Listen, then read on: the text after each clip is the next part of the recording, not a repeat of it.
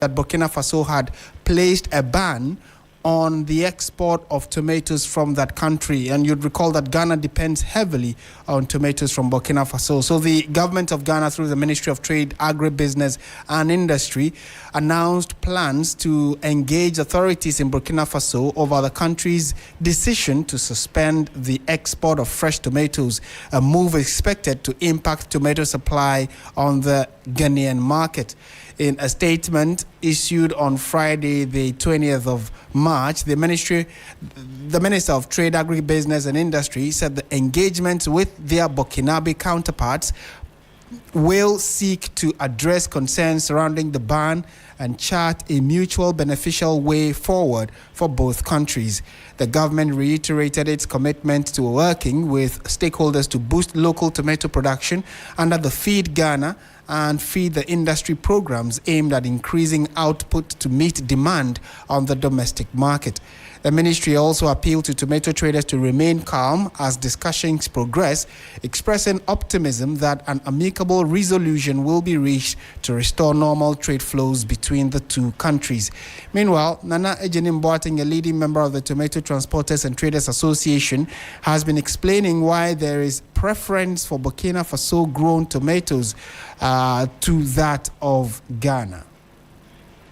And while we try to bring you that insight, we would also be happy to find out from you what you make of this decision by Burkina Faso to ban the export of tomatoes to neighboring countries. And when the news happened yesterday, or it broke yesterday, a number of the stakeholders we spoke to indicated that Ghana actually has the capacity to produce more nutritious tomatoes. Our lands are even more fertile, etc. But it looks as though Burkina Faso saw the light much earlier than Ghana did and set up huge tomato factories to process the fresh tomato produce and then learn how to can or store them, something that Ghana has not been able to do in a very long time. So maybe this is, a blessing in disguise, especially for our farmers, to take up the challenge to produce, to meet local demand, etc. So let's listen now to Nana Ejenim Boateng, who's been speaking to 3FM. So there is a difference between the Burkina tomato and the Ghana tomato. Permit me to explain this to you. You see, the Burkina tomato, the fiber content is about 90%, and the water content is about 10%. So, already the perishable aspect, you can harvest it, and it will be there even without a refrigeration. It will take about 2 weeks before it will perish. But the Ghana tomatoes are the local one that we do plant here. The water content is about 85%, and the fiber is about 15%. So as soon as it gets ripened, then it started rotting. And you see, the transporters will transport from the farm gate to the various markets. They also thinking of their profit margin. So they will not go in for a rotting tomato. It's up to our government to consult the Crop Research Institute so that they can also start planting or giving the seedlings of the Burkina Faso. Very well. Nana, we'll leave it here. Nana Ejenim Boateng is a... And yes, Nana Ejenim Boateng is a leading member of the Tomato Transporters and Traders Association of Ghana. Meanwhile, some traders have also been expressing their thoughts on the new development, although government has given an assurance that they would ensure that they speak to their Burkinabe counterparts not to implement the ban, at least as of yet. The traders still believe that in as much as some negotiations are going on in the background, the government should empower Ghanaian farmers to be able to produce to meet local demand. Let's listen to some of these traders who are largely tomato traders. Own thing. You cannot go and collect it by your strength. So we, the sellers, is going to cost it a lot. We should go and negotiate with the president. Even the price is too high for us. If we sell, we always lose. If they cease not to bring in tomatoes, we are going to suffer for tomatoes. This ban will bring us a lot of challenges because that's what we survive on with our children. When this ban continues, there will be a lack of tomatoes in our country, so we are pleading with the president to intervene.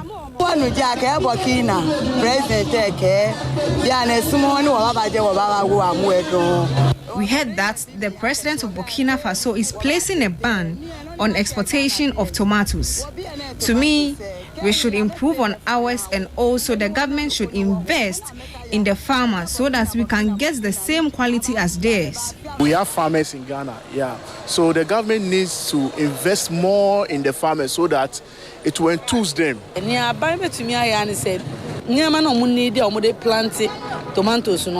What the government can do is to support farmers with all the machinery needed to farm tomato on large scale so that we will also benefit.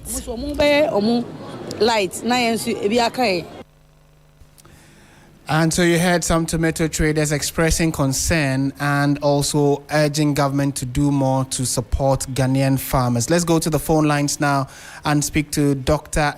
Charles Nyaba, who is a former executive director of the Peasant Farmers Association of Ghana. Doc, good evening. Thank you for joining us on 3FM. Hello, Dr. Nyaba.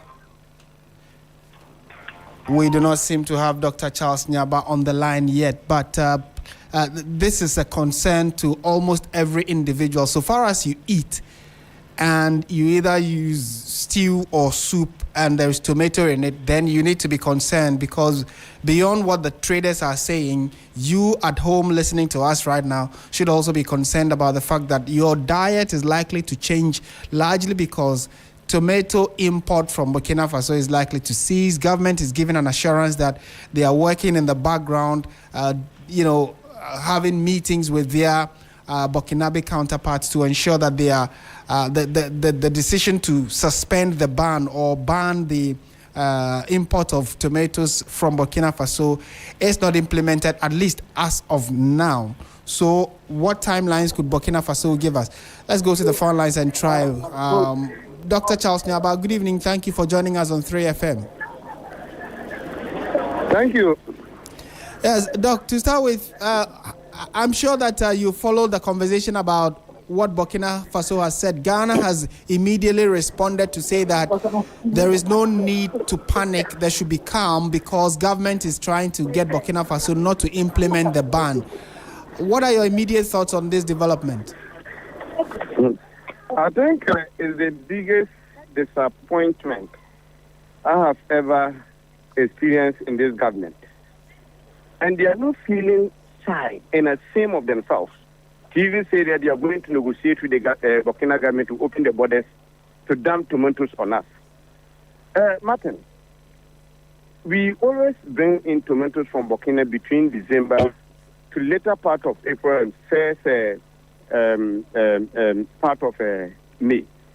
From May to December again, where do you get the tomatoes from? We buy from the Ghanaian farmers.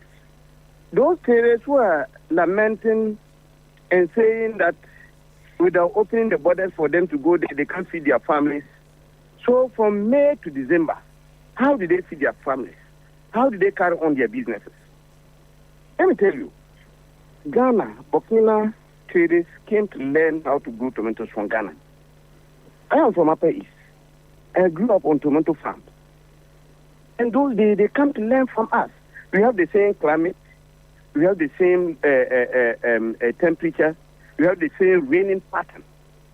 The only difference is that they are in part of a different political jurisdiction from us.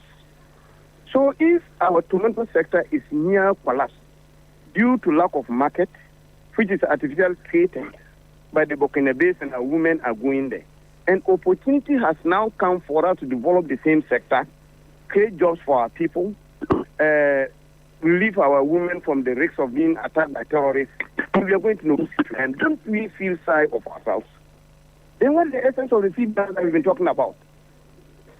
I just hope that this negotiation they are talking about, the president is not aware of it. If the president is aware of it and they keep talking about making Ghana self-sufficient in most of these commodities through the feed Ghana, I will be highly disappointed. So for we Ghanaian farmers, and then we do so into the tomatoes industry, we pay the government for taking that decision. And I think this is even long overdue. Ghana should have taken the decision by banning our people from being there to bring them in. So if the Burkina people have taken that decision, why do we go there to negotiate for? We just need to create the enabling environment for us to produce enough for ourselves. Right. Dr. Yaba, sorry for coming in at this time. I know that the concerns you raise about the fact that Ghana has the capacity to produce to meet local demand and even export is legitimate. However, this has not been implemented, and so a sudden ban is likely to cause a shortage. And whenever there is a shortage, you would agree that there is some kind of panic in the public, because this is food, and food is life, like they say. So maybe government's position is for the interim, while they look at empowering farmers, like you indicated, to start ramping up production for local demand, to meet local demand. So how is it that or how would you have advised government to approach this ban, especially when it is taking effect, I'm sure, from the end of this month? You see, we are just preparing to go into the season. So to me, it's needless for government to go and do any negotiations. There are a lot of substitutes for tomatoes.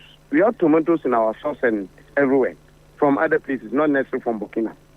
So government were reluctant in actually supporting the Ghanaian tomato sector, because they thought that going to Burkina and Niger to go to bring them was a low-hanging fruit. Now, these people are telling us that, look, they can take this action against us. So let's buy the bullet. The price escalation will not take more than a month or two. After all, the tomato harvesting season for Burkina and Mali is even going. By April, we are not always taking tomatoes from them. I get it. So we have only 1 month. So within this 1 month period, let's receive it. Let's plan with the farmers. The farmers are planning to receive it. Okay? Let's see what is lacking. What is lacking is that tomatoes need what? Water, good seed, fertilizer. That's all. So government just can't have to engage us. The lands are there. The irrigation facilities are there. Quickly. Farmers are responding to market. Once we are creating that foundation for them to get access to market, most of them will leave what they are doing and move into tomatoes production. But what, in your estimation, Doc, has been the reason why Ghana has had low production of tomatoes? You said that there's a time frame, there's a window in which everybody in Ghana depends on Ghana tomatoes, but largely between December and April thereabout, we depend largely on what we bring from Burkina Faso. What is the problem, for which reason we are unable to produce all year round? Okay, so it's like this. The tomatoes depends on two things, irrigation and rainfall. So if you look at the southern sector, from Akuma down, Pioba to Chiman, you come to Adan area. Most of these areas depend on rainfall. But when you go to northern part of the country, via Pologo, Tono, you go to Boko, Zebla areas, they depend on irrigation. So in the past, these areas around December to somewhere May, which coincide with the season for that of Burkina Faso, we all produce a lot there. But there were some years that were promised that if we produce, the Northern Star Tomato Factory, we're going to be revamped and then it will consume what we produce. After production, the factory took less than 5% of what we produce. Many farmers actually committed suicide. You know how tomatoes is. If tomato is ready for harvest, within 2 weeks, you are not able to harvest it. Everything go back, and there's nothing you can do about it. Okay? And since then, the large-scale farmers who went and took in loan and large investment to go into it, they all withdrew. You know, the small farmers who do half an acre, some few plus. And when the women come, they want to fill their trucks. They want that when they go to a tomato farm, they fill their trucks. So they are not able to get that from the small farmers. So when they come, they just bypass them and go to Burkina. So over time, those people are also withdrawing and then concentrating on producing pepper and then rice. But if today, there's an opportunity for us to now get market, I'm sure most of us will go into producing large quantities, and this will become a thing of the past. And if we continue to go there and negotiate, it's embarrassment for us to say that we want to rely on Burkina Faso, which is a desert land, to be supplying Ghana with tomatoes. I completely disagree with the position of the ministry that they are going to negotiate. It's needless, and it's embarrassment to us as a people that we have to go to Burkina and negotiate for them to open borders for us to import tomatoes to feed our people. I completely disagree. All right. Doc, we are grateful that you made time to speak with us. A happy Eid to you, and hopefully we'll engage you more in the coming days. Thank you so much. Thank you. Dr. Charles Nyaba is a former executive director of the Peasant Farmers Association of Ghana, and has expressed his thoughts on the fact that he believes it's a disappointment that government has decided to go back to Burkina Faso to renegotiate their decision to ban the export of tomatoes to neighboring countries, including Ghana, which largely has depended on tomatoes from Burkina Faso. And we also do have on the line now a leading member of the Tomato Transporters and Traders Association, Nana Jenemboating. Nana, good evening. Thank you for your time. The latest in the tale of the tomato ban from Burkina Faso is that the government of Ghana has decided to at least go back and renegotiate and try to suspend the ban at least for some time, so that our traders and your good self can go back and bring in more tomatoes. What do you make of this decision by government? Many times, but it's something that is very disheartening to a nation like Ghana, a nation that we have all the season. I'm talking of the rainy season and the rest. That we must go to the high savannah area to beg them before we can get a tomato to feed our country. But in other way, it's a situational demand. Because if we don't contact them for the extension of the ban, there will be very scarcity of tomato in our market, because across the whole nation, we don't have any tomato farm that can sustain this country for even at least by 1 month. So I'm of the view that maybe it's a situational demand. Sorry, I didn't catch the last part of your submission. You also think that it is a wrong decision for government to go to Burkina to renegotiate this ban? No, it's a situational demand. Okay. Once we don't have, it's a good move for the government to go and negotiate with them, at least by extension, at least 4 or 5 months. And what we are asking the government is that, as a nation, what is the backup plan? What is the backup plan? They are going to negotiate for the extension of the time.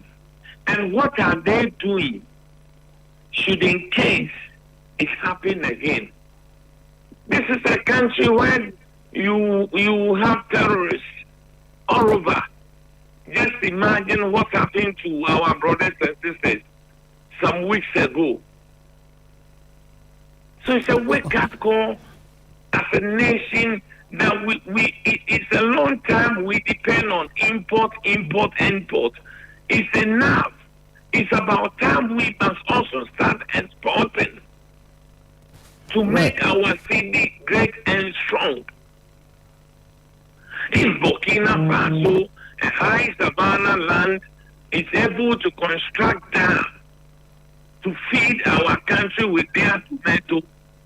And Ghana, that we have a rainy season that you will see a flooding all over. While it gets to the dry season, some part of the north, then you will see our brothers and sisters fighting with water. They'll be fighting with cattle for water. But when you get to the rainy season, the floods all over. So why can't us plan to construct dams to preserve the water for irrigations? Okay, and I think that from my reading of the government statement on why they intend to do that, it is because if the ban takes immediate effect, it is likely to cause a shortage, and there's the likelihood of some panic in the public, especially between traders and consumers. So maybe this is just an interim measure. You still think that it is not the right step the government is taking? And if not, what then can government do, at least if Burkina still decides to go ahead to implement the ban? What can government do in the interim? Farmers cannot grow for the tomatoes to ripen and supply to the local market, when the ban takes immediate effect, no? No, my advice to the government is that at least they should negotiate. It's very important because we don't have any source in the whole of West Africa or in the whole of Africa. Burkina Faso is a neighboring country. When you get to Upper East, majority of them are Burkinabe, but they live in Ghana and they are Ghanaians. You can get groceries in Ghana, and you can, when you enter into Burkina Faso, you will see a lot of groceries, Moses, the Wangras, and the rest. So there is that rapport between Ghana and them. And history tells us that they came to Ghana to learn how to plant tomato around the Tolonda in the Upper East region. So I still used to say that Ghana, we are lacking too much in major of the agricultural products. I suggest to the government that it's enough that we depend on cocoa alone, and we have cocoa board. I suggest to the government that if we can get a vegetable board, then we have the CEO of the vegetable board. If we can get a cereal board, then we have a cereal board CEO, like maize, legumes, beans, and the rest. You understand? Rice importations. And one unfortunate aspect is that in Ghana here, we don't have a Greek bank. It's so sad. There is a title of ADB, but when you are going in, imagine for tomato farming, they will not give you. But when you want to import a canned tomato, they will give you money. So there is no any measures that they do have the resource to assist our farmers. It's so hard. It's very disheartening. Imagine if you want to go into poultry farming right now, no bank will assist you. But if you want to import in cocoa fruit to this country, they will give you money for that. It's a shame. So the challenge cuts across, the stakeholders who are in the value chain when it comes to assisting farmers to produce. But Mr. Janimboateng, also help me here. What is it that farmers can immediately go to their farmlands, and do we even have the requisite seeds, which from the earlier interview you granted, you gave us a difference between the Ghanaian tomato and the Burkinabe tomato, but do our farmers have the requisite seeds to start planting now? How long can this take, and then when can we start seeing local produce on the markets? It's up to the government to assist the local farmers. And as I told you, the main source of tomato is the irrigations. The Ghanaian farmers, they depend on the mercy of the weather. They read the weather. Oh, this will be a rainy season, so let me plant my tomato. If it fails them to rain, they will be in a huge debt. So the government knows. In the history of this country, we have Akuma Dam people who plant tomatoes in Grand Panta, Ada, and the rest, Upper East. There are about 4 or 5 areas that plant tomatoes in this country. As a matter of urgency, let's get them dams We are blessed as a nation. We have the lake water that passes through and the length from the north to the south. We are not making good use of it. So as rapid response, go to our farm place. Why don't our Greek ministry get there, organize some of the farmers, contingent, back up, even if we should add the military to it, then we should get the Burkinabe seedlings. We should start at least 20,000 acres. You see, when we intensify in our Greek assisting the farmers as Burkina people are doing. In Burkina Faso, I was there. If you want to go into tomato farming, the government will give you a pump line for irrigating. Free. They will give you money to pay your workers. Free. They will give you the seedlings. At the end of the day, when it gets to the harvesting period, if they gave you like 2,000 for preparation, they will take the 2,000 without the interest. All the profits will be yours. Based on that, they have constructed a huge tomato factory, the processing plant. But Ghana here, we don't assist our farmers. Our farmers are so poor to the standard. They can even borrow money to go into the plantation if it did not rain. If they did not get water to water their plantation, it's another way of creating a chaos for their living. Right. So the government must get down. We are ready to assist. Personally, I am into farming. We are ready to bring our knowledge to support our nation. This is the only nation we have. Okay. We are grateful that you always make time to at least let us know what's happening in the industry as someone who plays a critical role in it. Thank you so much for your time, Nana Ejenimboating. I appreciate you, my bro. Bless you. Right, and he is a leading member of the Tomato Transporters and Traders Association, and like you heard him say, he's also a farmer as well, and they are ready to make their knowledge and experience available to assist government if government wants to pick up this issue very seriously. And I'm sure in the coming days we should be hearing something more concrete from the very leadership of the country regarding how they intend to salvage this impending struggle or challenge when it comes to tomatoes. I am very convinced as an individual, as a citizen, and having spoken to a number of farmers and people in the industry, that with the right assistance, we can supply even more than enough tomatoes, and not just tomatoes, but food items across the divide to help local consumption and then even export. And at least one of the strongest cues we are picking from what Burkina Faso has done is that knowing that they are a major tomato producing country, immediately they have set up factories and systems that can help process these tomatoes. So Ghana can pick a cue from that, support our farmers. We have the arable lands from the north to the south, like he indicated. We have the Volta River that runs right from the north to the south, that can help in irrigations. In Burkina Faso, which is largely a desert country, or they are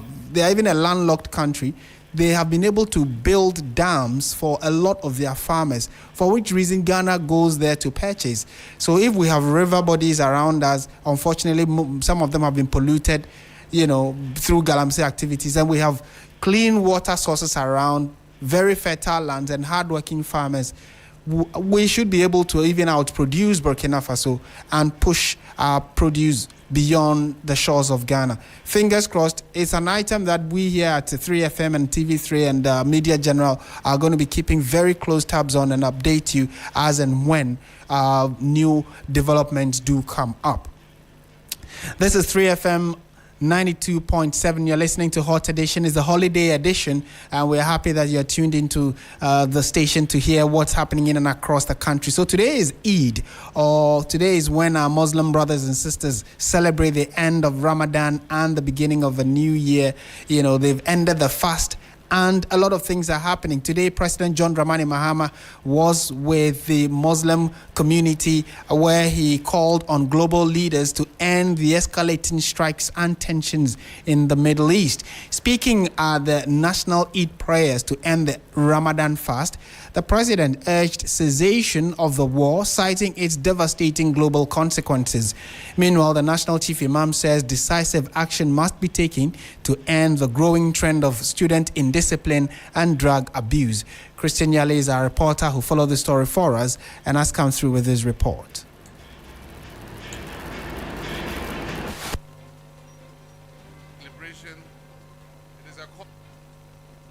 For 3 weeks straight, Israel and the United States have intensified their war on Iran, killing the country's supreme leader and other top officials with retaliatory strikes from Iran. Actions by these countries have killed thousands of people and caused a rise in crude oil prices as well as threat to global economy. President Mahama, speaking at this year's National Eid prayers, says Muslims in the country and across the world must offer prayers for the superpowers involved. On this solemn occasion of Eid al-Fitr, I invite all of us to offer prayers for peace in the Middle East. Let us pray that Allah will grant comfort to the bereaved families. Let us pray for healing of those who have been injured. And let us pray for relief to those in distress and wisdom to the leaders of the countries that are fighting to choose dialogue over war. May Allah touch the hearts of the leaders, President Trump, Netanyahu, Mustafa Khamenei, so that this war will come to an end. The president said Ghana continues to be a shining example of peaceful coexistence and interfaith harmony. Our diversity of faith and culture is not a weakness, it is rather our strength. This harmony is a precious gift given to us by Allah, and we must protect it. Let us reject anything that will divide us. Let us reject extremism and intolerance. Let us choose dialogue over discord. Let us choose unity over division, and let us choose peace over conflict. The National Chief Imam, Sheikh Osman Nuhu Shaributu, has expressed grave concern over the growing trend of indiscipline in schools and has pledged his support to tackling social vices like drug abuse.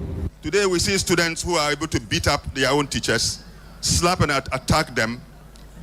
During sports, we see how students themselves will destroy all those things that have been provided to make sporting activity an interesting one, an entertaining one. The rising trend of drug abuse, particularly with which the Muslim community is afflicted, it's a matter of concern. Your Excellency, Chief Imam says if there is anything that together with him you can do, is prepared to join you in any program of such importance. As Muslims end their mandatory one-month fast, they have been urged to join collective effort to protect the environment. As believers, we must recognize that environmental stewardship is not a mere civic duty or responsibility, but a moral and spiritual obligation rooted in our faith. I therefore call on all Muslims and all citizens to actively participate in all efforts aimed at protecting and preserving our natural environment.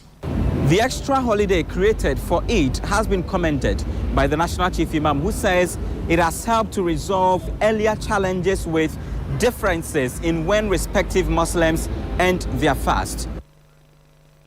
And that's a report by Christian Yali. In a related development, the Vice President has also been encouraging Ghanaians to ensure that the love that exists between Muslims and Christians stays strong. The Vice President, Professor Nana Jane Opoku-Agyeman, has called on citizens to embrace unity, peace, and moral renewal as Muslims across the country. Today, the 20th of March marked Eid celebrations following the end of the fasting. We have put together this report that captures what the major developments have been, where the Vice President has been busily engaging people of the Muslim community.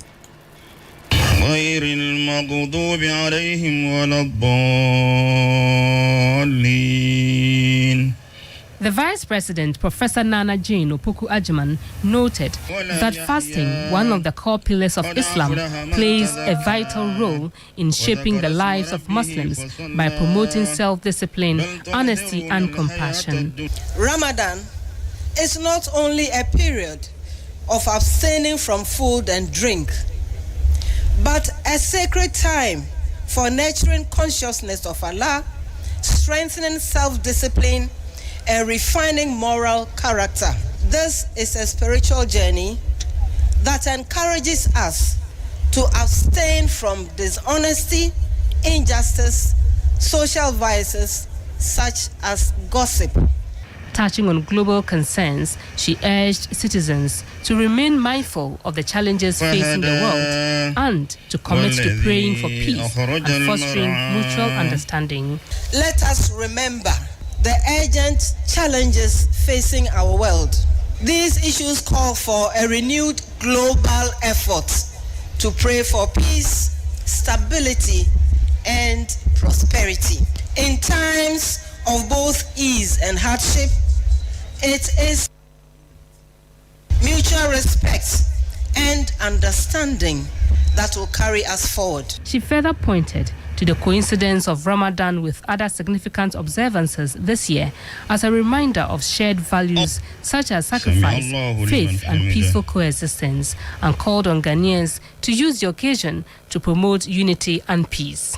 Former Minister for Finance, Dr. Mohammed Amin Adam, on behalf of the NPP flag bearer, Dr. Mahamadou Bawumia, wished Muslims well in the celebrations. And that report was put together by Evelyn Tingma. Now we're going on to one other story that has been dominating public conversations. The former Minister for Communication and Digitalization, Ursula Owusu-Ekufo, has issued a scathing rebuttal to claims made by President John Mahama and the current Minister for Communications, Sam George, regarding the status of Ghana's SIM registration database. In a statement titled Rebuttal Statement on SIM Registration Falsehoods, the former MP for Ablekuma West sought to set the record straight, asserting that the foundations for a credible SIM registry have already been firmly established. She challenged the narrative that the previous exercise was ineffective, stating categorically that the 2022-2023 exercise was a structured and legally compliant process tied to the Ghana card. Contrary to suggestions by the current administration that the existing data is flawed or filled with viruses, Mrs. Ekufo pointed to the results of a 2025 audit as proof of the system's integrity. And away from that, the Minister for Labour, Jobs and Employment, Dr. Rashid Pelpo, has appealed to labour unions across the country to prioritise dialogue over industrial action in resolving their grievances. Speaking exclusively to our labour correspondent, the Minister expressed confidence that sustained engagement between government and organised labour would foster a peaceful industrial climate and, in turn, boost investor confidence.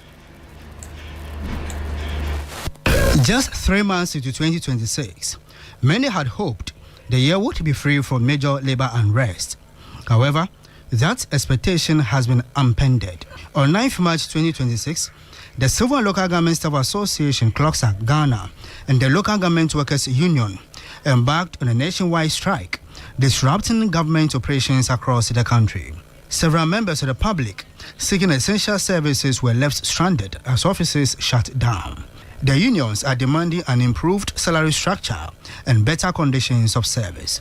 In response, the government, through the Labour Minister, Dr. Rashid Pelpo, requested a 2-week window to address the concerns raised. Looking for something that will enhance your work, to help you to advance your work, to commit more to the service of this country, from your perspective, it is justifiable. It will not be proper for anybody to say you are doing this, but it's not justifiable. It's completely justifiable, except that it must be justifiable within the scope of space that will let it work, that will make it a real practical implementing policy area.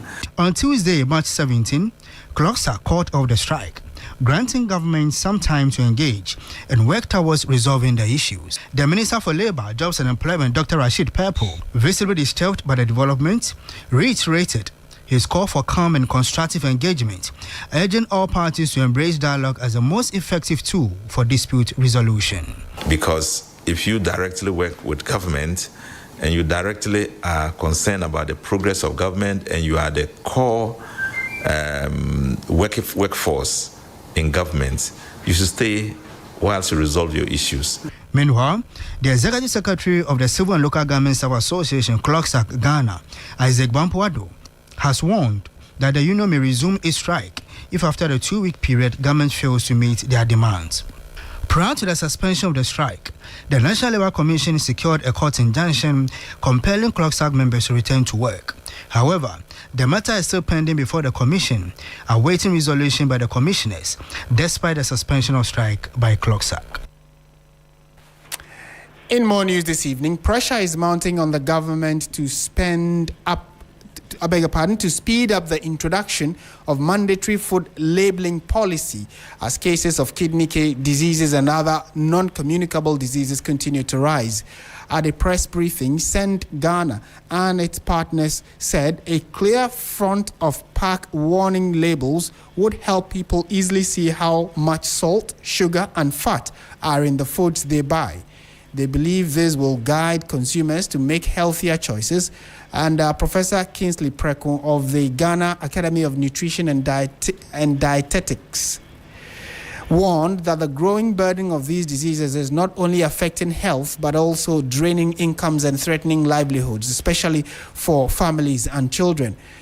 Loveling Konedu Asiedu, the project lead at Send Ghana, said Ghana was facing a growing public health challenge as kidney diseases and cases related to that continue to rise, placing increasing pressure on families and the health system.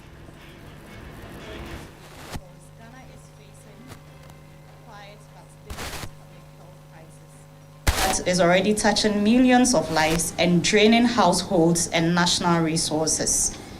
Kidney disease is on the rise, and unless we act decisively, its impact will deepen across families, communities, and our health system.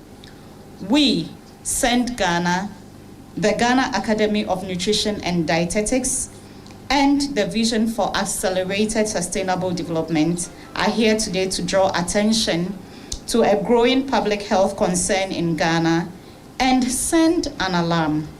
Our current food environment is making Ghanaians sick, and we must urgently empower people with clear information to protect their health. Recent figures shared by the Minister for Health in Parliament and reported across several media platforms indicate that over 4 million people are living with chronic kidney disease. Medical experts have also alerted that around 400 new cases of end-stage kidney disease are reported at health facilities yearly. These are not just numbers. They point to a challenge that is already affecting many families across the country. These are not isolated cases. They reflect systemic exposure to preventable risk factors that continue to shape disease patterns across the population. Chronic kidney disease progresses silently. Many people remain undiagnosed until the disease reaches advanced stages. At that point, treatment becomes complex and expensive. Dialysis and kidney transplantation remain inaccessible for most Ghanaians due to high cost. Health facilities face increasing pressure, while households face financial hardship. This trend places a growing burden on the health system and threatens national productivity. While smoking and excessive alcohol consumption are known as risk factors, one major contributor that deserves closer public attention is our food environment. Across Ghana, ultra-processed foods such as instant noodles, energy drinks, sugary drinks, highly processed chips and biscuits are becoming increasingly common. They are in our markets, provisions and grocery stores, offices, homes, and even in our schools. They are being sold to our children as snacks. They are cheap, convenient, and require little or no preparation, making them an easy choice for many people with busy schedules and even limited resources. And on the back of that, we bring the bulletin to an end. Thank you very much for listening. My name is Martin Nasiedudate. Join me and Portia Gabo at 7 p.m. on TV3 when we bring you News 360. Have a very fantastic holiday. Bye for now.